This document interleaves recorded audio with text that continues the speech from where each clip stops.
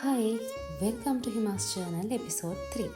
මම කොළඹ වැඩ කරන කාලේ නැවතිලා හිටපු බෝඩිමට ආපහු ගිහින් එන්න ගියා. මේ ඕගොල්ලන් දකින්නේ එදා දවසේ කතන්දරය තමයි.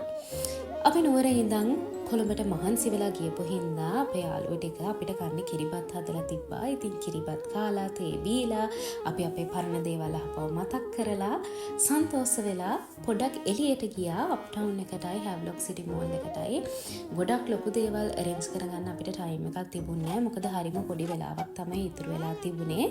හැබැයි ඒ පොඩි වෙලාව මං හරි ලස්සනට ගත කරා කියලා මට හිතුණා ලොකු මෙමරිස් ගොඩක් එක්ක. මේ යාළුවෝ කීප දෙනා ගැන මම නෝට් එකක් තියන්නම ඕනේ. මම මගේ කැරියර් එක හරිම පොඩිවට පටන් ගන්න කාලේ ඉඳන් ඒක ග්‍රෝ වෙනකම්ම මං කොළඹ බෝඩිමේ නැවතිලා හිටියේ මේ ඕගොල්ලෝ දකින මගේ යාළුවෝ ටිකත් එක්ක තමයි. මං ඉස්ලාම කැරියර් එක පටන් ගන්නකොට මට ගොඩාක් චැලෙන්ජස් තිබ්බා, බැරියර්ස් තිබ්බා. හැබැයි ඒක ටික ටික ග්‍රෝ වෙලා ඒවා ඕවර්කම් වෙනකම්ම මාත් එක්ක හිටියේ මේ යාළුවෝ තමයි.